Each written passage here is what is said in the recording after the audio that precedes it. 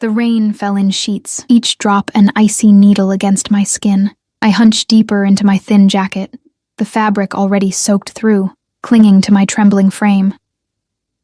The bus stop offered minimal shelter, its plastic roof leaking in 3 different places. One drip had found the perfect path down my collar, a cold trail snaking along my spine.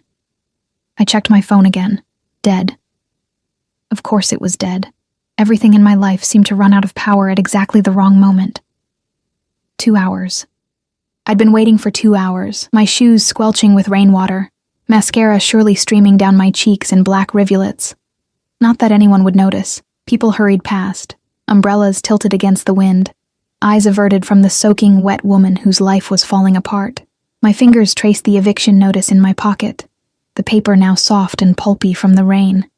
3 months behind on rent. My waitressing job hadn't covered it, and after today, after dropping and shattering an entire tray of drinks on the restaurant owner's potential investors, I didn't even have that anymore. "You're a walking disaster, Ellie," I whispered to myself. The words immediately swallowed by a rumble of thunder. When the sleek black limousine slowed to a stop directly in front of me, I barely registered it. Vehicles like that didn't stop for people like me. It was probably just waiting for the light to change, though I couldn't recall if there even was a traffic light nearby. The rear window slid down with an almost imperceptible hum. I caught a glimpse of movement inside. The orange glow of what might have been a cigar, the glint of a heavy gold watch. Then a voice emerged from the shadows, low and smooth as aged whiskey. "Get in." 2 words. Just 2 simple words that somehow carried the weight of a command, not a request. I blinked rainwater from my eyes, certain I'd misheard. "Excuse me. You're soaking wet. It's pouring." "Get in the car, Miss Sullivan." My heart stuttered. He knew my name. The stranger in the luxury vehicle knew my name. I stepped back instinctively, my heel catching on the curb. I would have fallen if not for the lightning-fast reflection of the man who had silently appeared beside me. A tall figure in a dark suit who now steadied me with a grip that was firm, but not painful. "Mr. Castellano doesn't like to repeat himself," the man said quietly, nodding toward the open car door. Castellano. The name hit me like a physical blow. Everyone in this city knew that name, whispered it with a mixture of fear and awe.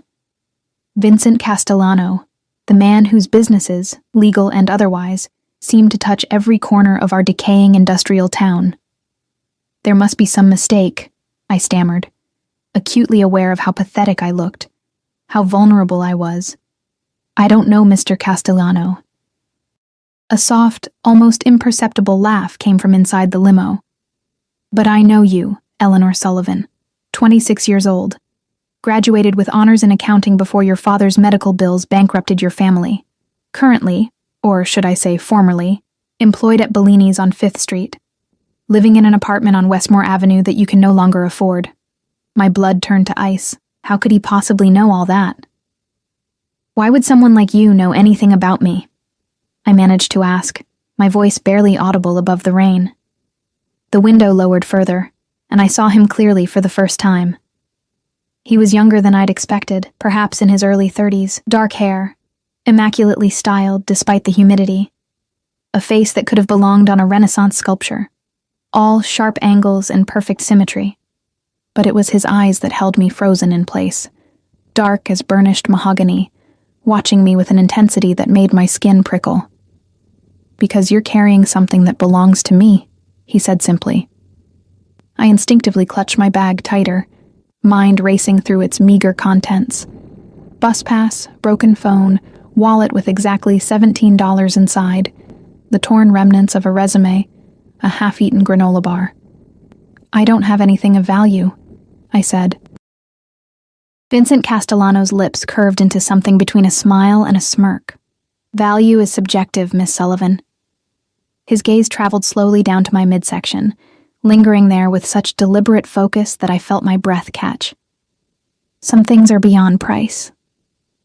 The bodyguard's hand remained on my elbow, neither pulling nor pushing, just a steady presence reminding me that I wasn't being given a genuine choice. Another crack of lightning split the sky, followed immediately by a deafening boom of thunder. The storm was directly overhead now. "I have a proposition that will solve your immediate financial concerns," Castellano continued, his voice somehow both gentle and unyielding. "All I ask is 10 minutes of your time. You can sit in a dry, warm car and listen. Or you can continue standing in the rain waiting for a bus that, I assure you, isn't coming. Not tonight." As if to emphasize his point, the rain intensified, now coming down in a near-blinding torrent. I thought of my empty apartment with its leaking ceiling and the landlord's promise to change the locks by morning. I thought of my phone, unable to call the one friend who might have offered me a couch for the night. I thought of the $17 that wouldn't even buy me a cheap motel room. I stepped toward the limo. The interior was warm and smelled of expensive leather and something woodsy and masculine. Sandalwood, perhaps. The seats were soft, butter-colored leather, and subtle lighting gave the space a golden glow that contrasted sharply with the gray storm outside. As the door closed behind me with a solid thunk, the sounds of the storm faded to a distant patter. Vincent Castellano sat across from me, one leg crossed casually over the other. Up close, I could see the perfect cut of his charcoal suit, the crisp white of his shirt, the blood-red tie that seemed to shimmer in the low light. He studied me with an expression I couldn't quite decipher, something between curiosity and satisfaction, like a collector who'd just acquired a rare piece. "You're even more beautiful up close," he said, the words casual, as if commenting on the weather. I became acutely aware of my bedraggled appearance, soaking wet hair plastered to my face, makeup running, clothes clinging to my body in the most unflattering way possible. "Is this some kind of joke?" I asked, hating how small my voice sounded. "I never joke about beauty," he replied, reaching into a hidden compartment and producing a soft, clearly expensive blanket, which he handed to me. "Or about business. And this, Eleanor, is both." I took the blanket but didn't unfold it, holding it like a shield between us. "What exactly do you want from me, Mr. Castellano?" "First, I want you to call me Vincent." He leaned forward slightly. "Second, I want you to tell me about your relationship with Michael Pearson." The name hit me like a physical blow. Michael, my ex-boyfriend, the man who'd promised me the world and left me with nothing but debt and heartache 4 months ago. "I don't have a relationship with Michael," I said carefully. "Not anymore." Vincent's eyes narrowed almost imperceptibly. "And yet, you're carrying his child." My hand instinctively went to my stomach, still flat, with only the slightest curve that nobody would notice unless they were looking for it. The secret I'd been carrying alone for the past 8 weeks, the reason I'd been working double shifts at the restaurant, desperate to save enough to support a baby I hadn't planned for. "How could you possibly know that?" I whispered, fear creeping up my spine. "Michael works for me," Vincent said, his voice hardening slightly. "Or rather, he did, until he embezzled a significant amount of money from one of my businesses and disappeared." The car began moving, sliding silently through the rain-slicked streets. I should have been frightened by this, being driven away by a man known to be dangerous, a man connected to my ex in ways I'd never imagined, but somehow I felt oddly calm. Perhaps I was in shock. Perhaps I was simply too exhausted to feel fear anymore. "I had nothing to do with whatever Michael did," I said, trying to keep my voice steady. "He left me 4 months ago. I haven't heard from him since." Vincent studied me for a long moment, his dark eyes seeming to look straight through me, searching for lies. "I believe you," he finally said. "Which is fortunate for you. I'm not known for my forgiveness when I'm betrayed." The way he said it sent a shiver down my spine. Not a threat, but a simple statement of fact. "What does any of this have to do with me?" I asked, though a sinking feeling told me I already knew. "Michael took something from me," Vincent said, his gaze dropping once again to my midsection. "And left something of himself with you. I find that interesting." The car slowed and turned, the motion smooth as silk. Through the tinted windows I caught glimpses of an upscale neighborhood, manicured hedges, elegant facades, wrought iron gates. "Where are you taking me?" I asked, suddenly aware that we'd been driving for several minutes. "Somewhere safe," Vincent replied. "Somewhere dry. Somewhere you can rest while we continue our conversation." "I never agreed to go anywhere with you," I protested weakly. Vincent's lips curved in that not-quite smile again. "And yet, here you are." He gestured around the luxurious interior of the limo. "You had a choice at the bus stop, Eleanor. You chose this. Had I? With no money, no job, no home to return to.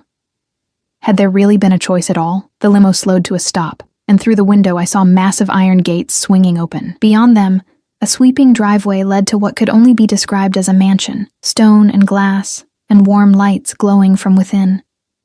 "Welcome to my home," Vincent said, watching me closely as the car proceeded through the gates. They closed behind us with an ominous clang that seemed to echo finality. The driver opened the door, holding an umbrella over Vincent as he stepped out. Then he came around to my side, extending the same courtesy. The rain had lessened to a gentle patter, but the umbrella was a welcome shield. Vincent stood waiting for me, silhouetted against the warm lights of the house, tall and imposing and undeniably handsome. He extended his hand to me. "Come, Eleanor. We have much to discuss about your future." His eyes traveled once more to my stomach, and his expression changed to something possessive, something hungry. "About both your futures." I hesitated for just a moment before placing my trembling hand in his. His fingers closed around mine, warm and strong, and I felt something electric pass between us. A current of something I couldn't name, but recognized instinctively as dangerous. As he led me up the steps to his home, I couldn't shake the feeling that I was walking into a beautiful cage, one with gilded bars and luxurious furnishings, but a cage nonetheless. And somewhere in the back of my mind, a voice whispered that once I stepped through that door, nothing in my life would ever be the same again. I stepped through anyway. The foyer of Vincent Castellanos' mansion swallowed me whole. Soaring ceilings stretched upward, crowned by a crystal chandelier that scattered light like diamond rain. Marble floors gleamed beneath my feet, my worn sneakers leaving damp impressions that quickly faded. The space smelled of money, that indefinable scent of luxury, of things well-tended and pristine. "Julian," Vincent called, his voice echoing slightly in the vast space. The bodyguard who had been at the bus stop materialized from somewhere, his face impassive. "Show Miss Sullivan to the blue guest suite. Have Maria bring up some dry clothes and something warm to drink." Julian nodded once, then looked at me expectantly. I glanced back at Vincent, who was already shrugging off his suit jacket, handing it to another staff member who had appeared silently. "You need to get warm and dry," Vincent said, his tone brooking no argument. "We'll continue our discussion over dinner." 1 hour. It wasn't a suggestion. I followed Julian up a sweeping staircase, my legs heavy with exhaustion. My mind raced with questions, with fears, with the surreal knowledge that I was in Vincent Castellanos' home, a man known throughout the city as both a ruthless businessman and something far more dangerous. The blue guest suite turned out to be larger than my entire apartment. The walls were painted a soft dove gray, with accents of deep navy and silver. A massive 4-poster bed dominated the room, draped in what looked like silk. Floor-to-ceiling windows revealed the storm still raging outside, but in here, everything was calm, controlled. "The bathroom is through there," Julian said, indicating a door. "Maria will be up shortly with clothes and tea." He left without another word, closing the door behind him. I didn't hear a lock turn, but I didn't try the handle either. Something told me I wouldn't get far if I tried to leave. The bathroom was a marvel of marble and glass, with a shower big enough for 4 people and a soaking tub that looked like it belonged in a spa. I stood there, dripping onto the heated floor tiles, staring at my reflection in the enormous mirror. I looked even worse than I'd imagined. Mascara streaked down my cheeks, hair a tangled mess, skin pale with exhaustion and cold. My hand drifted to my stomach, to the tiny life growing inside me. Michael's child. The child of a thief who had betrayed not just me, but apparently Vincent Castellano as well. "What have you gotten us into?" I whispered to my barely there bump. A soft knock at the door pulled me from my thoughts. A middle-aged woman with silver-streaked black hair and kind eyes entered, carrying a stack of folded clothes and a tray with a steaming mug. "Miss Sullivan, I'm Maria. Mr. Castellano asked me to bring these for you." She set the clothes on the bed and the tray on a nearby table. "The shower has everything you need. Take your time. I'll return in 45 minutes to show you to dinner." She left before I could thank her. I sipped the tea, a rich blend with honey and something citrusy, and felt warmth spread through me for the first time in hours. The clothes were simple, but clearly expensive. Soft black leggings, a loose cashmere sweater in deep blue, and even underwear with the tags still on. I tried not to think about Vincent selecting these items, about how he somehow knew my size. The hot shower was heaven. I stood under the spray until my skin flushed pink, washing away the day's grime and at least some of its stress. The shampoo smelled of jasmine and vanilla, an oddly feminine choice for a house I'd expected to be aggressively masculine. Dressed in the clean clothes, hair damp but combed, I looked almost human again. The leggings fit perfectly, the sweater enveloping me in softness. I still didn't know what Vincent wanted from me, beyond the obvious connection to Michael, but at least I would face him with some dignity restored. Maria returned exactly when she promised, leading me down a different staircase and through a series of corridors. The house was a labyrinth of luxury, artwork that looked museum-worthy, furniture that probably cost more than I'd make in years if I ever found another job. She opened double doors to reveal a dining room that, while smaller than I expected, was still imposing. A table that could seat 12 was set for 2 at one end. Vincent stood by a fireplace, swirling amber liquid in a crystal glass. He'd changed into dark slacks and a crisp white shirt, open at the collar. The firelight caught the planes of his face. The sharp angles softened slightly in the golden glow. He turned as we entered, his eyes traveling over me with an intensity that made heat rise to my cheeks. "Much better," he said, setting his glass down.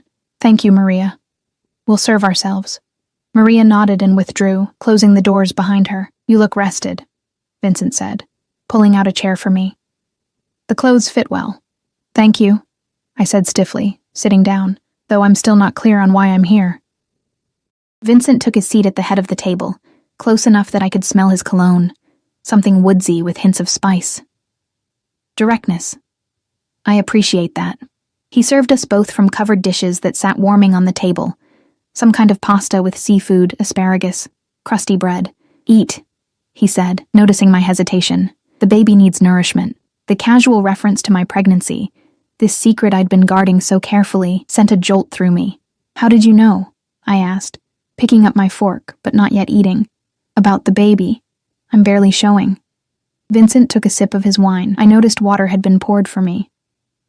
"I make it my business to know everything about people who are connected to me." "I'm not connected to you," I countered. His eyes met mine, dark and unreadable. "You're carrying the child of a man who stole from me. That creates a connection." I finally took a bite of the pasta. It was delicious, rich with garlic and herbs, the seafood perfectly cooked. I realized suddenly how hungry I was and had to force myself to eat slowly. "So, what exactly do you want from me?" I asked after several bites. "Information, to start," Vincent said. "When did you last see Michael?" I set down my fork. 4 months ago. He said he was going on a business trip to Chicago. He never came back. Left a note saying he needed space, that it wasn't working out. I laughed bitterly. Cliché, right? I tried calling, texting, nothing. His phone was disconnected a week later. Vincent watched me carefully, as if measuring the truth in my words. "And when did you discover you were pregnant?" 8 weeks ago. I unconsciously touched my stomach again. I'd been feeling sick. Thought it was stress from him leaving. The doctor confirmed it. "Did you tell him?" I shook my head. How could I? He was gone. I took a sip of water, my throat suddenly dry. I wouldn't have told him anyway, not after how he left. Something flickered in Vincent's eyes. Approval, perhaps. Michael embezzled just over $2 million from one of my investment firms. Transferred it through a series of offshore accounts. Disappeared. His voice remained calm, conversational, as if discussing the weather rather than theft and betrayal. He was quite clever about it. I almost admire the planning. Almost. The room suddenly felt colder. "I had no idea," I whispered. "I thought he worked for an accounting firm downtown." "He did. One of my accounting firms."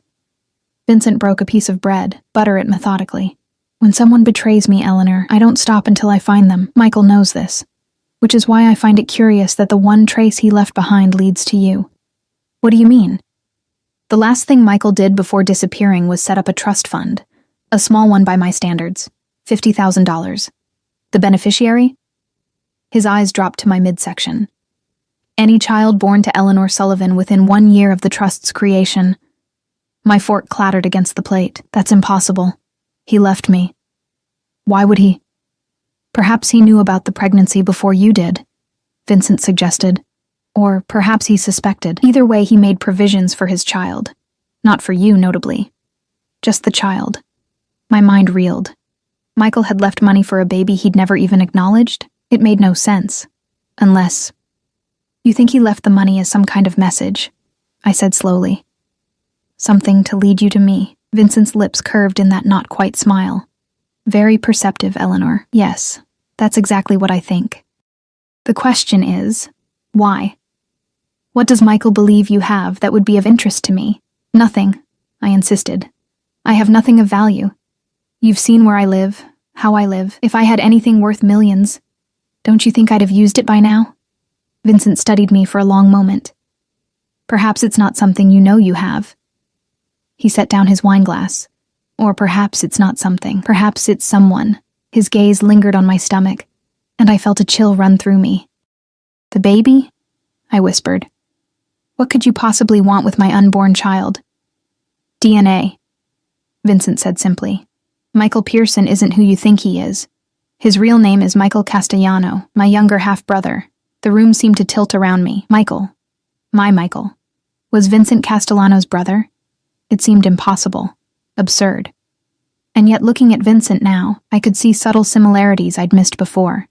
The shape of the jaw, the set of the shoulders. That's not possible, I said, my voice faint. He would have told me. Would he? Vincent's tone was almost gentle. The same man who abandoned you without explanation? Who stole millions and vanished? That man you're certain would have shared his family connections with you? Put that way. It did sound naive. I pushed my plate away, appetite gone. If what you're saying is true, I said carefully, then my baby is your niece or nephew. Yes. Something possessive flashed in Vincent's eyes. A Castellano. And that's why I'm here? Because of the baby's bloodline? Vincent leaned back in his chair, regarding me thoughtfully. Family is everything to me, Eleanor. The only thing, some would say. Michael knows this. By ensuring I would find out about your child, he's placed you under my protection. I don't need your protection, I said automatically, though the words rang hollow even to my own ears. Homeless, jobless, pregnant. I'd never been more in need of protection in my life. Don't you? Vincent asked softly. You were evicted today. Fired. You have $17 to your name, no family to turn to since your father's death. No close friends in the city. Where exactly were you planning to go when you left that bus stop? Each word was like a knife, precise and cutting. He'd laid out my desperate situation with brutal efficiency. I would have figured something out, I said, hating how weak it sounded. I'm offering you a solution, Vincent said. Stay here, where it's safe. Where you'll have everything you need for a healthy pregnancy.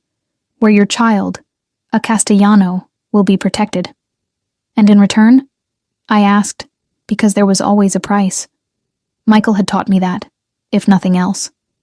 Vincent's eyes darkened. In return, you helped me find my brother. I told you. I don't know where he is. Not now, Vincent agreed. But he set up that trust fund for a reason.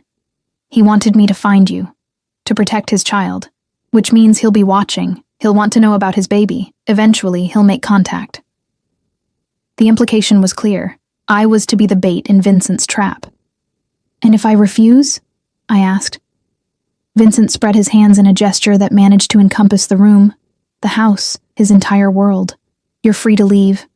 I'll have my driver take you wherever you wish to go. But the money Michael left, that stays with me until the child is born. And my protection? His eyes hardened slightly. That ends the moment you walk out the door. It wasn't really a choice at all. Stay and be comfortable, safe, protected, but used as a lure for a man who had clearly gotten himself into dangerous waters. Or leave, return to nothing, struggle through a pregnancy alone and broke. How long? I asked. Until the baby is born.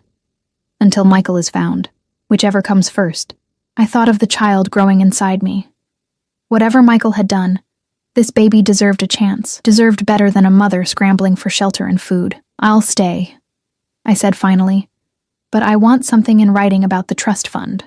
Regardless of whether you find Michael, that money belongs to my child. Vincent looked surprised, then pleased, as if I'd passed some sort of test. Of course. I'll have my lawyer draw up the papers tomorrow. He stood, coming around to pull out my chair. You've had a long day. We can discuss the details further tomorrow. He walked me back to the staircase, his hand resting lightly at the small of my back.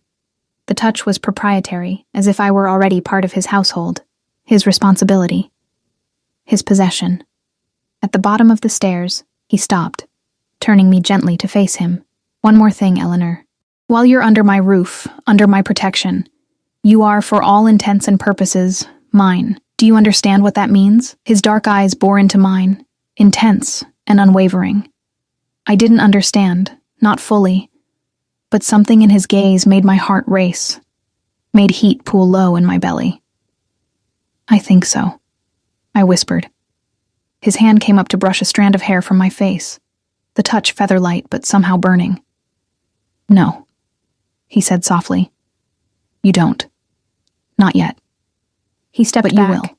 His expression unreadable once more. Good night, Eleanor. Sleep well. As I climbed the stairs to my luxurious prison, I couldn't shake the feeling that I'd just made a deal with the devil himself. A devastatingly handsome devil with dark eyes that promised both protection and possession in equal measure.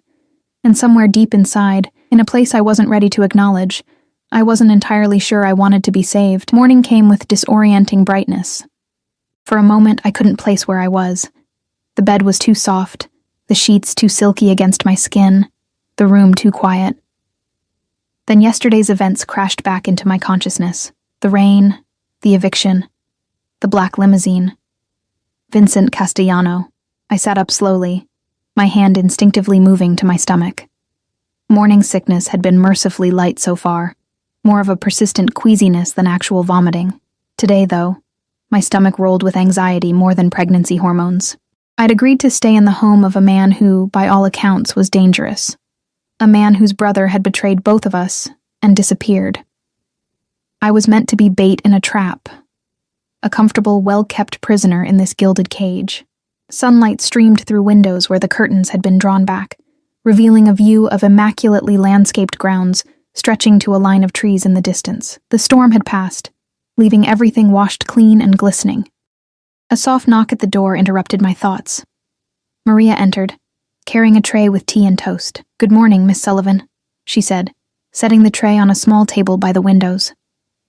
"Mr. Castellano thought you might prefer a light breakfast in your room this morning." "Thank you," I said, wrapping the plush robe I'd found in the bathroom around me. "What time is it?" "Just after 9, Maria replied. "Mr. Castellano asked me to tell you that his tailor will be arriving at 11 to take measurements for a proper wardrobe. After that, he'd like to meet with you in his study." "A proper wardrobe?"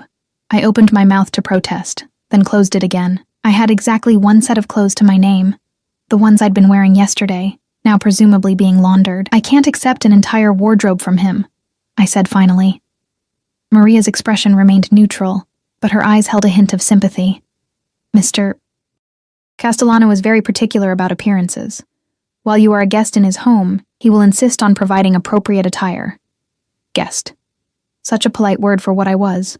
"Is there anything else you need?" Maria asked. I hesitated. "Actually, my apartment. All my things will be thrown out if I don't get them." Not that I had much. Some clothes, a few books, my father's watch, a small box of photos, but they were all I had left. "I believe Mr. Castellano has already taken care of that," Maria said. "Julian went this morning with a team. Your belongings should be delivered later today." Of course he had. Vincent Castellano was nothing if not thorough. "Thank you, Maria," I said, oddly touched that he'd thought of my meager possessions. After she left, I ate the toast and drank the tea, both surprisingly appetizing to my usually queasy stomach. I showered again, simply because I could, reveling in the hot water and expensive products. At precisely 11, Maria returned with a tiny, bird-like woman introduced as Madame Perrine, Vincent's personal tailor. The next hour was a flurry of measurements and fabric swatches and questions about my preferences. I tried to insist on practical, modest clothing, but Madame Perrine simply smiled and continued making notes in a leather-bound book. "Mr. Castellano has given specific instructions," was all she would say when I protested that I didn't need evening wear or anything made of silk. By the time she left, I felt exhausted, simply from standing still and lifting my arms on command. Maria led me downstairs, through a maze of hallways to a heavy wooden door. She knocked once, then opened it without waiting for a response. Vincent's study was exactly what I'd expected. Masculine and imposing, with floor-to-ceiling bookshelves, a massive desk, and leather chairs that probably cost more than a year's rent at my old apartment. The man himself stood by the window, phone to his ear, his back to us. He wore another impeccable suit, this one navy blue, the fabric catching the light as he moved. Yes, today, he was saying, his voice calm but with an undercurrent of steel. I don't care what it takes, get it done. He ended the call, turning to face us. His eyes immediately found mine, something flickering in their depths, before his expression settled into polite interest. Eleanor, I hope you slept well. Yes, thank you, I said, unsure how to navigate this strange new dynamic between us. Vincent nodded to Maria, who silently withdrew, closing the door behind her. Please sit, he said, gesturing to the chair across from his desk. I sat, smoothing the borrowed leggings over my knees. He remained standing for a moment longer, studying me with that same intense focus I'd noticed yesterday. Then he moved to his chair, the leather creaking softly as he sat. Your belongings will be delivered this afternoon, he said, though I've arranged for an entirely new wardrobe as well. That's very generous, I said carefully, but unnecessary. I can't accept. It's not generosity, Eleanor, he interrupted, his tone gentle but firm. It's practicality. Your child is a Castellano. While under my protection, you will both have everything you need and more. This isn't negotiable. My child. A Castellano. The words still felt surreal. Did you know? I asked suddenly. About Michael and me, before all this happened? Vincent leaned back in his chair. I keep tabs on my brother. I knew he was seeing someone seriously. I didn't look into the details because, frankly, his love life wasn't my concern. His mouth tightened slightly, until he stole from me and disappeared, leaving you behind like breadcrumbs for me to follow. I wasn't left behind deliberately, I said, a flash of the old hurt resurfacing. He just left. Period. And yet he set up that trust fund, Vincent countered. $50,000, specifically for any child you might bear within a year of his disappearance. Michael doesn't do anything without a reason, Eleanor. He knew I would eventually trace that money back to you. I rubbed my temples, trying to make sense of it all. So what happens now? I just stay here until the baby comes, until you find Michael? For now, yes. Vincent opened a drawer and withdrew a folder, sliding it across the desk to me. These are the papers for the trust fund. My lawyers have ensured that regardless of what happens with Michael, this money goes directly to your child upon birth. I opened the folder, scanning the legal documents inside. The language was dense, but the intent was clear. $50,000, held in trust, to be released upon the birth of my child. Thank you for this, I said, surprised by the straightforward nature of the agreement. Vincent waved a hand dismissively. It's Michael's money, not mine. I'm simply ensuring it goes where he intended. He studied me for a moment. I've also taken the liberty of arranging for the best obstetrical care. Doctor, Reeves will see you here tomorrow for your first appointment. Here? I asked, surprised. The doctor is coming here? All your medical care will be provided in-house, Vincent said, as if this were perfectly normal. It's safer that way. A chill ran through me. Safer from what exactly? Do you think I'm in danger? Vincent's expression darkened. Michael stole a significant amount of money from people who don't forgive such things easily. Until I know exactly what game he's playing, yes, I believe there's potential danger. To me? Or to the baby? Both. His gaze dropped to my stomach. That child is a Castellano, Eleanor. In my world, bloodlines matter. Family matters. There are those who would use you to get to Michael, or to get to me. I swallowed hard. So, I'm a prisoner here. A guest under protection, Vincent corrected, though the distinction felt academic. You'll have full run of the house and grounds. Security will accompany you if you wish to go elsewhere. Your every need will be met. But yes, for now, this is where you stay. And if Michael never makes contact, I asked, what then? Something shifted in Vincent's eyes. A darkening, a possessiveness that made my breath catch. Then you and the child remain under my protection indefinitely. The word hung between us. Indefinitely. A life sentence in a luxury prison, bound to Vincent Castellano by blood not my own, but that of the child I carried. I need some time, I said, feeling suddenly overwhelmed. To process all this. Vincent nodded. Of course. Maria will show you the grounds. I've had the East Garden prepared for you. It gets the morning sun, which I'm told is beneficial for expectant mothers. He stood, indicating our meeting was over. We'll dine together at 7. Again, not a question or invitation, simply a statement of how things would be. Maria was waiting outside the study. She led me through the house to glass doors opening onto a stone terrace. Beyond stretched gardens that would have put public botanical displays to shame.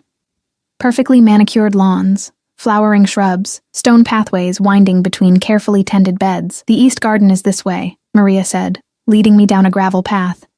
We rounded a corner and I gasped softly.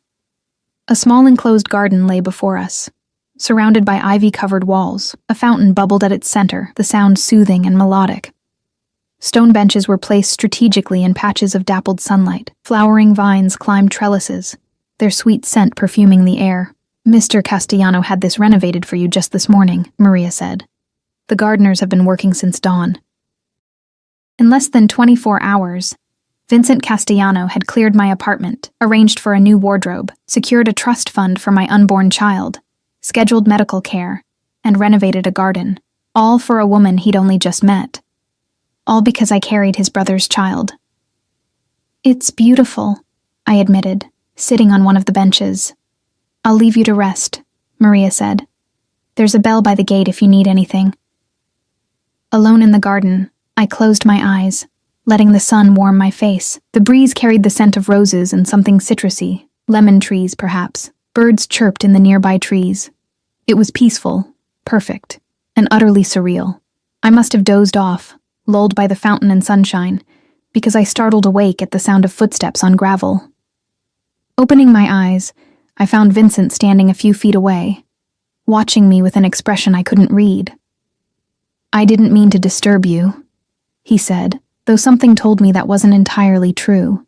He seemed to enjoy catching me off guard, observing my unguarded reactions. I sat up straighter. It's fine. I didn't realize I'd fallen asleep. Pregnancy often causes fatigue, he said, coming to sit beside me on the bench. Not too close, but close enough that I caught the now familiar scent of his cologne. My mother used to nap in the gardens when she was carrying Michael. There was something almost wistful in his tone. I found myself curious despite my wariness. Your mother, is she? She died when I was 20, Vincent said, his eyes on the fountain. Cancer. My father followed 3 years later. I'm sorry, I said, the words inadequate but sincere. I lost my father last year. My mother's been gone since I was a child. Vincent nodded. I know. Medical bills from your father's heart condition led to your financial difficulties. Of course he knew. Vincent Castellano probably knew everything about me. My credit score, my medical history, my favorite color. Did you and Michael grow up together?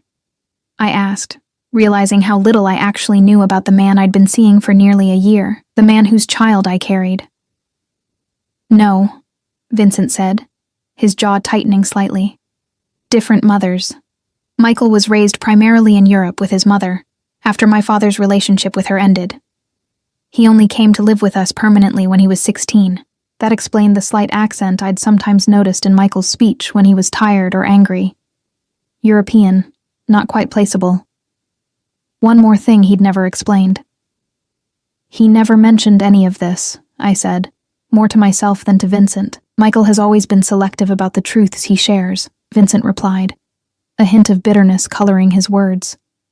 Even as a boy, he would tell elaborate stories, half-truths mixed with outright fabrications. I thought about how little Michael had shared about his past, always deflecting questions with charming evasions, or turning the conversation back to me. I'd found it flattering at the time, his interest in my life, my thoughts, my dreams. Now I recognized it for the manipulation it was. He told me he grew up in Chicago, I said, that his parents owned a small grocery store. Vincent gave a short, humorless laugh. Creative, Our father owned a chain of high-end grocery stores, among other businesses. Not exactly small and certainly not in Chicago. The fountain bubbled cheerfully, at odds with the growing heaviness in my chest. Every word Vincent spoke confirmed what I'd begun to suspect. I hadn't really known Michael at all. Our entire relationship had been built on lies. I feel so stupid, I whispered, tears pricking at my eyes. Damn pregnancy hormones. Don't, Vincent said, his voice surprisingly gentle. Michael is exceptionally good at becoming whatever people want him to be. It's a skill that served him well in the family business. I looked up sharply. The family business? You mean... I mean exactly what you think, Vincent said, holding my gaze steadily. I won't insult your intelligence by pretending we're talking about grocery stores, Eleanor. My heart pounded. He was admitting, openly, to being what everyone in the city whispered about. A man whose business interests extended well beyond the legitimate. Why tell me this? I asked. Aren't you worried I could go to the police? Vincent's lips curved in that not-quite smile. With what evidence? Besides, you're carrying a Castellano. That makes you family of a sort. And family protects its own. The possessive note in his voice sent a shiver down my spine, not entirely from fear, which was perhaps the most disturbing part of all. I should go inside, I said abruptly, standing. I'm feeling tired again. Vincent rose as well, towering over me. He reached out, brushing a strand of hair from my face, his fingers lingering just a moment too long against my cheek. Of course. Rest. I'll see you at dinner. As I walked back to the house, I could feel his eyes on me, watching, assessing. The weight of his gaze was like a physical touch, one that left me feeling both protected and possessed. And somewhere deep inside, a traitorous voice whispered that it wasn't entirely unpleasant to be the focus of such intense attention from a man like Vincent Castellano. Days slipped into weeks with surprising ease. My new life settled into a routine that felt almost normal, if one could consider living in a mansion with a notorious businessman normal. Each morning, I woke to breakfast delivered by Maria. Most days I spent hours in my garden sanctuary, reading books from Vincent's extensive library, or simply sitting in the sun, hands resting on my growing belly. Dr. Reeves came weekly, a no-nonsense woman in her 50s, who treated my pregnancy with clinical efficiency. According to her, everything was progressing perfectly. The baby, a boy we'd discovered at the last ultrasound, was healthy and growing right on schedule. A boy, a son. A male Castellano heir. The knowledge had changed something in Vincent. He'd been present for the ultrasound, standing silently in the corner of the room as Dr. Reeves moved the wand over my now visible bump. When she'd announced it was a boy, I'd caught the flash of satisfaction in his dark eyes, the slight straightening of his shoulders. He'll need a strong name, Vincent had said later that evening over dinner. Something with history, weight. I'd bristled at his presumption. I was thinking of naming him after my father, Robert. Vincent had considered this, swirling the wine in his glass. Robert Vincent Castellano, he'd said finally. It has a good sound to it. I hadn't argued with the inclusion of Vincent's name or the Castellano surname. Somehow, it had already become a foregone conclusion that this child would bear his uncle's name, not his absent father's. My new wardrobe had arrived in waves. Practical daywear first, then more formal attire, followed by specially designed maternity clothes as my body changed. Everything fit perfectly. Everything was of the highest quality. I'd stopped protesting after the first week, accepting the clothes as part of the strange arrangement I'd entered into. Vincent himself was an enigma. Some days he was absent entirely, caught up in business I didn't ask about. Other days he worked from home, ensconced in his study for hours before joining me for dinner. Our conversations were surprisingly easy. He was well-read, intelligent, with opinions on everything from classical literature to modern politics. He never talked about his business dealings. And I never asked. But it was the way he watched me that left me unsettled and, if I was being honest with myself, intrigued. His dark eyes followed me when I moved, lingering on the curve of my stomach with something like reverence. Sometimes I caught him staring at me with an intensity that made heat pool in my lower belly, a reaction that both confused and alarmed me. This was Michael's brother, after all. The brother of the man who had abandoned me. Yet as the weeks passed and my pregnancy progressed, Michael began to feel more and more like a distant memory, a character in someone else's story. Vincent, with his commanding presence and unwavering attention, had become the central figure in my new reality. Tonight marked exactly 1 month since the rainy evening when Vincent's limo had pulled up beside my bus stop. 1 month of luxury, of safety, of growing accustomed to a life I'd never imagined. I stood at the window of my suite, watching the sunset paint the gardens in gold and amber. My reflection showed a woman transformed, hair glossy and well-cut, skin glowing with health, body draped in a simple but elegant maternity dress in deep burgundy. The only familiar element was my eyes, still carrying a wariness that no amount of luxury could erase. A knock at the door pulled me from my thoughts. Maria entered, her perpetual calm momentarily disrupted by what looked like concern. "Miss Sullivan, Mr. Castellano requests that you join him in his study immediately." "Is something wrong?" I asked, alarmed by the urgency in her usually measured tone. "It's not my place to say," she replied, which was answer enough. Something was definitely wrong. I followed her through the now familiar corridors, my heart beating a rapid tattoo against my ribs. In the month I'd been here, Vincent had never sent for me immediately. Our interactions had been scheduled, predictable. This deviation set alarm bells ringing. Maria knocked on the study door, opening it without waiting for a response. Inside, the atmosphere was tense enough to cut with a knife. Vincent stood behind his desk, hands planted on its surface, his face hard as granite. Julian was there as well, standing near the door with another security man I recognized but couldn't name.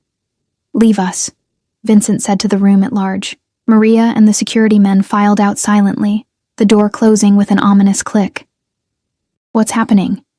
I asked, one hand instinctively going to my stomach. Vincent's eyes followed the protective gesture.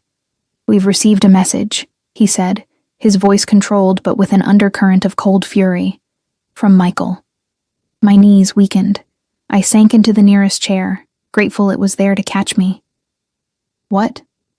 How? What did he say?" Vincent picked up his phone, tapped the screen, and turned it to face me. An email displayed on the screen. The sender's address, a string of random numbers and letters. "Vincent, how's fatherhood treating you? Playing house with my leftovers while hunting for your prodigal brother? It's touching, really.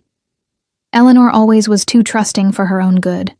So eager to believe whatever pretty lies she's told. You must be enjoying that quality. Consider the child my parting gift. A consolation prize for what you'll never recover. Don't bother trying to trace this. You won't find me until I'm ready to be found. Give Eleanor my regards. Tell her the baby has my eyes." I read it twice, the words blurring through tears I refused to let fall, the casual cruelty, the dismissive tone. This wasn't the Michael I thought I'd known. But then, that Michael had never existed, had he?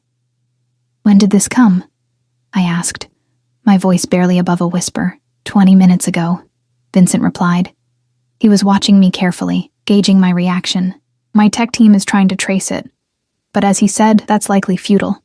I nodded, still processing the email's contents. He makes it sound like he planned this. The baby. Leaving me for you to find. That's exactly what he's implying. Vincent came around the desk, leaning against its edge just a few feet from where I sat. "The question is why? To hurt you," I said, the realization crystallizing as I spoke. He knew how much family means to you. He's using me, using his own child, as a weapon against you. Something dark and dangerous flashed in Vincent's eyes. Yes. But why? What happened between you? Vincent was silent for a long moment. When he finally spoke, his voice was controlled, but I could hear the anger beneath it. Michael has always resented his place in the family. He was the second son, the half-brother, raised away from the family business until he was nearly grown. He wanted power without earning it, respect without deserving it. And the money he stole? $2 million is a lot, but for someone like you, I trailed off, uncertain how to finish the thought without sounding presumptuous. It's not about the money, Vincent confirmed. It's about the betrayal, about proving he could outsmart me. His jaw tightened, and about something else entirely, something I'm still piecing together. I looked down at the message again, one phrase catching my attention. What does he mean by, what you'll never recover? Is he talking about more than the money? Vincent's expression shuddered. Most likely. He was holding something back. I could feel it. There's more to this than you're telling me, I said, a statement rather than a question. Vincent studied me for a long moment, as if deciding how much to share. Michael didn't just steal money, he finally said. He took something else. Something more valuable. Information that could damage the family's interests. What kind of information? The kind that could put people in prison, Vincent said bluntly. Or worse. The implication hung in the air between us.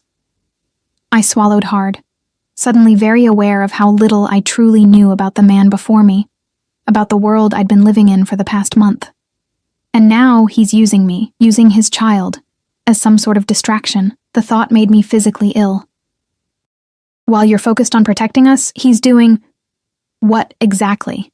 That's what I need to find out, Vincent said. His eyes hadn't left my face. How are you feeling? The question caught me off guard. Angry, I admitted. Hurt. Used. But not surprised. Not really. The Michael in that email is closer to the truth than the man I thought I knew. Vincent nodded, seemingly satisfied with my answer. We need to increase security. This message confirms what I suspected. Michael is watching. He knows you're here. He may even have someone inside my organization feeding him information. A chill ran through me. Am I in danger? Not from Michael directly, Vincent said. Whatever his faults, he wouldn't physically harm the mother of his child. But his actions have put targets on both our backs. If my enemies learn that he's compromised our operations, they could see it as an opportunity to strike. Our operations. Not just his, but ours. The casual inclusion of me in his world should have frightened me more than it did. What happens now? I asked. Now we draw him out, Vincent said. His hand reached out, hesitating just a moment before resting lightly on my stomach. It was the first time he'd touched the bump directly, though his eyes had been drawn to it countless times. He's watching. Let's give him something to see. The weight of his palm against my belly, separated only by the thin fabric of my dress, sent warmth radiating through me. The baby chose that moment to kick. A strong, definitive movement right against Vincent's hand. Vincent's eyes widened slightly, something like wonder crossing his features before he controlled his expression. But his hand remained, pressing just firmly enough to feel the next kick when it came. He's strong, Vincent said softly. Yes, I agreed, my voice equally quiet. He is. For a moment we stayed like that, connected by the child growing within me, the child that bound us together through a twisted web of blood and betrayal and something else, something neither of us had named. Vincent finally withdrew his hand, but he didn't step away. We'll be attending a charity gala next weekend, he said. It's a high-profile event. Everyone who matters in this city will be there. Including Michael's sources, I guessed. Vincent's mouth curved in appreciation of my quickness. Precisely. We'll make a public appearance together, the pregnant ex-girlfriend of Michael Castellano, now under the protection of his brother. It will send a message. What message exactly? I asked. Vincent's eyes darkened. That what was his is now mine. The possessiveness in his tone should have alarmed me. Instead, it sent a forbidden thrill down my spine, a sensation I immediately tried to suppress. I'm not a possession, I said, trying to keep my voice steady. Neither is this child. In my world, Eleanor, Vincent said, his voice low and intense. Family is the only true possession worth having. And like it or not, you're carrying a Castellano. That makes you family. He stepped closer, his hand coming up to cup my cheek. The touch was gentle but firm, keeping me from turning away. For the past month you've lived in my home, eaten at my table, accepted my protection. You wear the clothes I provide. You carry a child of my blood. Tell me, in what way are you not mine? Put that way. I had no answer. I'd accepted everything he'd offered, had made no real attempt to leave or establish independence. I'd slipped into the role of protected dependent with alarming ease. The gala is in 3 days, Vincent continued, his thumb brushing lightly across my cheekbone. Madame Perrine has already designed your gown. We'll present a united front, The message will be clear to anyone watching, including Michael. And what if I don't want to be used as bait in your brother's game? I asked, though there was less defiance in my tone than I'd intended. Vincent's eyes searched mine. Then say so, and we'll find another way. I won't force you, Eleanor. I never have. It was true. For all his commands and arrangements, Vincent had never actually forced me to do anything. He'd simply created circumstances where his preferred option was the only reasonable choice. I'll go, I said finally. But not to help you find Michael. I'll go because I want to look him in the eye when he's finally caught. The man who lied to me, used me, and abandoned his own child. Vincent's lips curved in that familiar, not-quite smile. Vengeance, Eleanor? I wouldn't have thought you had it in you. There's a lot about me you don't know, I countered. His hand was still on my cheek, his face inches from mine. I look forward to discovering it all, he said, his voice dropping to nearly a whisper. For a heartbeat, I thought he might kiss me. A part of me, a part I wasn't ready to acknowledge, wanted him to. The tension between us had been building for weeks, a slow burning flame neither of us had named. Instead, he stepped back, breaking the moment. Rest, he said, his voice returning to its usual controlled tone. We have preparations to make. As I walked back to my suite, I could still feel the ghost of his touch on my cheek, the weight of his hand on my stomach. Whatever game Michael thought he was playing, he'd underestimated one crucial factor, the growing connection between his brother and the woman he'd discarded. A connection that, despite all my reservations, was becoming harder and harder to deny. The gown Madame Perrine had designed was a masterpiece of subtlety and suggestion. Deep emerald silk draped over my shoulders and flowed down to pool at my feet, the empire waist accentuating rather than hiding my 5-month pregnancy. The back dipped low, exposing the curve of my spine, while the front remained modestly covered. Emeralds and diamonds glittered at my throat and ears. Vincent's gifts for the occasion, delivered that morning in velvet boxes. I barely recognized the woman in the mirror. Gone was the bedraggled waitress crying at a bus stop. In her place stood someone regal, composed, glowing with the unmistakable radiance of impending motherhood. My hair had been styled by a professional Vincent had brought in, swept up to showcase the jewelry and the long line of my neck. You look beautiful, Maria said from the doorway, her usual reserve softening into something like admiration. Thank you, I replied, smoothing my hands over the silk covering my bump. It feels strange, like I'm playing dress-up in someone else's life. Maria's expression turned thoughtful. Perhaps it's not someone else's life anymore, Miss Sullivan. Perhaps it's becoming yours. Before I could respond, another knock came at the door. Vincent entered, resplendent in a black tuxedo that emphasized his broad shoulders and lean waist. He stopped short when he saw me, his dark eyes widening slightly before narrowing with unmistakable appreciation. Perfect, he said, his gaze traveling slowly from my face down to the swell of my stomach, then back up again. Absolutely perfect. Heat bloomed in my cheeks. The dress is beautiful, I said, deflecting the compliment. The dress is merely a canvas, Vincent replied, crossing the room to stand before me.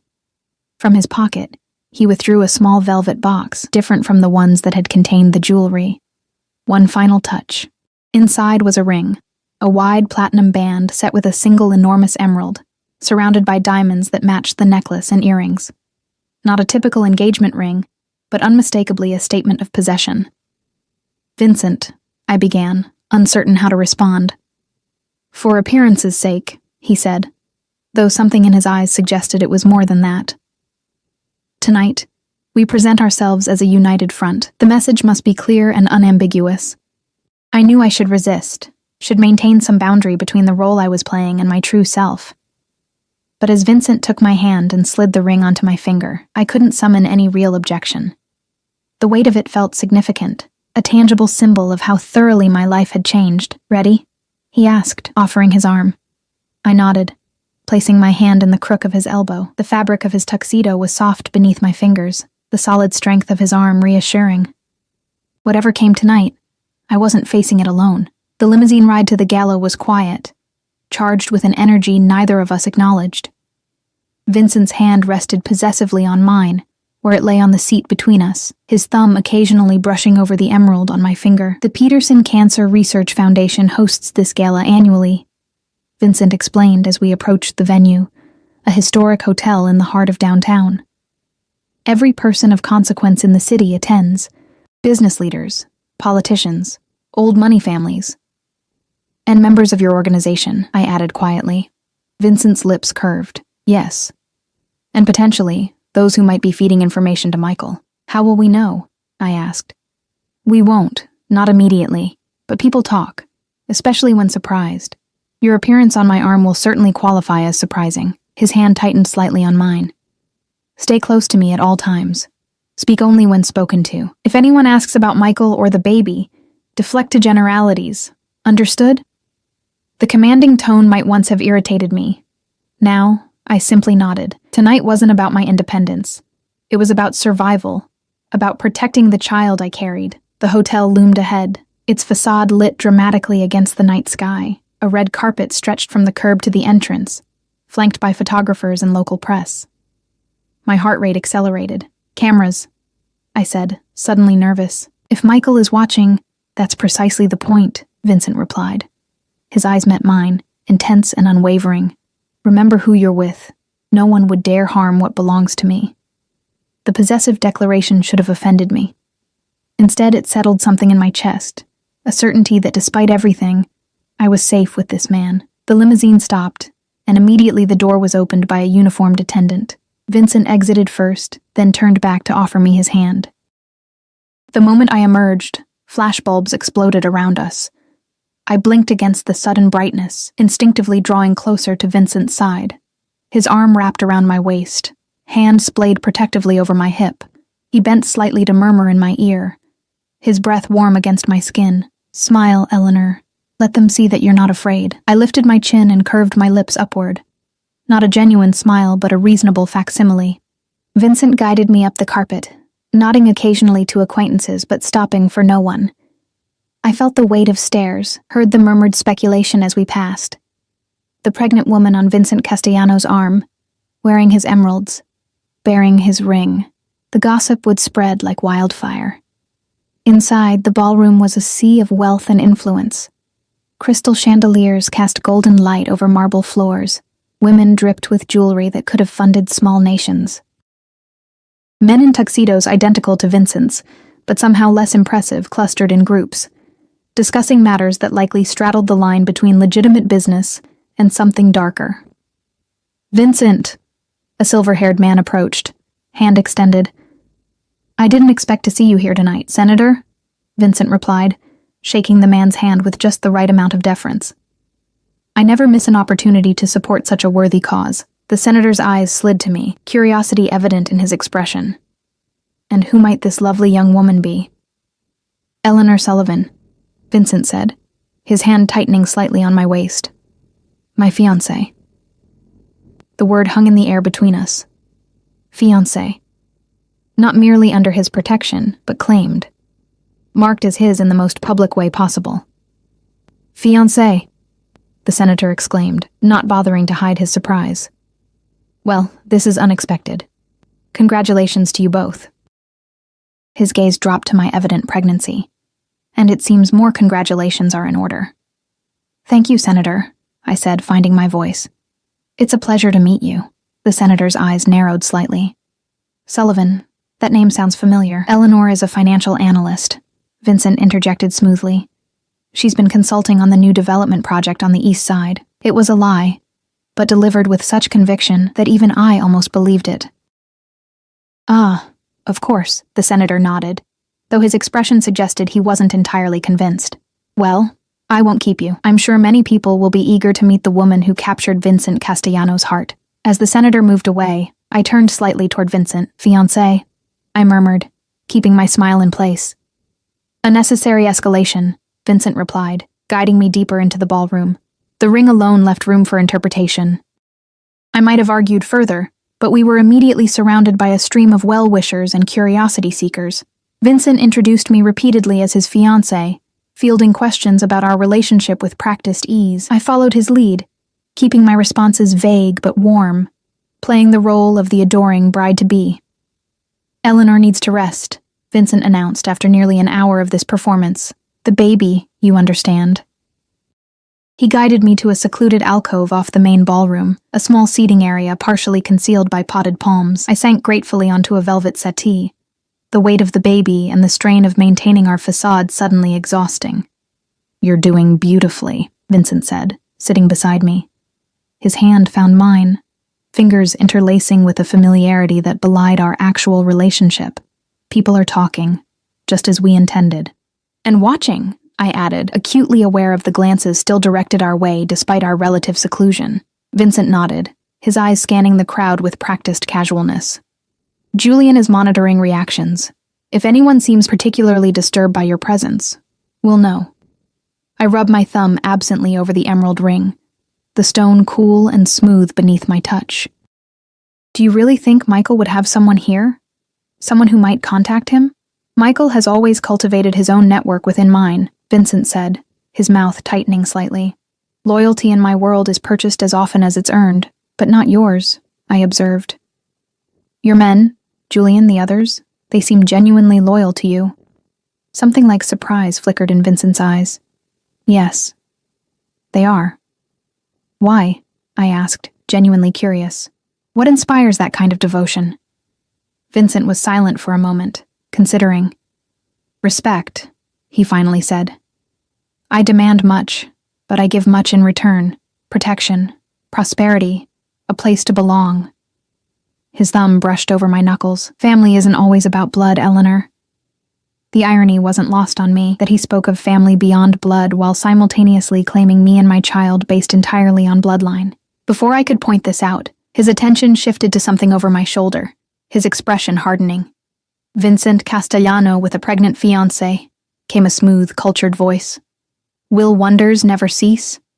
I turned to see a man standing at the edge of our alcove, tall, elegantly dressed, with silver threading through his dark hair. His smile didn't reach his cold blue eyes. Donovan, Vincent acknowledged, his tone neutral, but with an undercurrent of tension. I wasn't aware you were on the guest list. Last-minute addition, the man replied, his gaze shifting to me. Aren't you going to introduce me to your fiancé, was it? Vincent's hand tightened on mine. Eleanor, this is Richard Donovan, a business associate. Richard, my fiancé. Eleanor Sullivan. Donovan's eyes narrowed slightly at my name, a flash of recognition quickly masked. Miss Sullivan. A pleasure. He extended his hand. I took it briefly, his skin cool and dry against mine. Mr. Donovan Sullivan, he repeated as if tasting the name. No relation to Robert Sullivan, I presume? The accountant who died last year? My breath caught. My father. How could this stranger know about my father? My father, I confirmed, fighting to keep my voice steady. Ah. Donovan nodded, something calculating in his expression. How interesting. I believe he worked briefly for one of my subsidiaries some years ago. His gaze dropped to my stomach. And now his daughter carries a Castellano heir. Life does take unexpected turns, doesn't it? The words were innocent enough, but something in his tone sent a chill down my spine. Beside me, Vincent had gone very still, the tension in his body palpable. If you'll excuse us, Vincent said, his voice controlled but cold. Eleanor should rest. Doctor's orders. Of course. Donovan stepped back, that empty smile still in place. Congratulations again on your unexpected happiness. As he walked away, I turned to Vincent, questions tumbling through my mind. Who was that? How did he know my father? What did he mean? Not here. Vincent cut me off, rising smoothly and offering his hand. We're leaving, now. The abrupt change alarmed me. Vincent, what's happening? I miscalculated, he said, his voice low and tense. Richard Donovan is not someone I expected to see tonight. His presence, and his knowledge of your father, suggests complications I hadn't anticipated. My father was an accountant, I said, confused. He worked for dozens of companies over the years. And apparently one of them was owned by my chief rival, Vincent replied, guiding me swiftly through the ballroom toward the exit. A man who would happily use any connection to undermine me, a man who, I suspect, might also be in contact with Michael. The pieces fell into place with sickening clarity. You think Michael is working with your enemies? Using information about my father somehow? Vincent didn't answer immediately, his focus on getting us through the crowd without being stopped. Julian appeared at our side as if summoned telepathically, creating a path toward the exit. Only when we were in the limousine, pulling away from the hotel, did Vincent finally respond. Your father wasn't just an accountant, Eleanor, he said, his voice grim. He was a forensic accountant, specialized in uncovering financial fraud and criminal enterprises. Before his illness, he was working on a case that could have exposed significant operations, mine and Donovan's both. I stared at him, disbelief warring with a terrible sense that he was telling the truth. That's not possible. My father was an ordinary accountant. He did taxes and bookkeeping for small businesses. A convenient cover, Vincent said. One that kept you and him safe, until his illness made him vulnerable. Until the medical bills started piling up.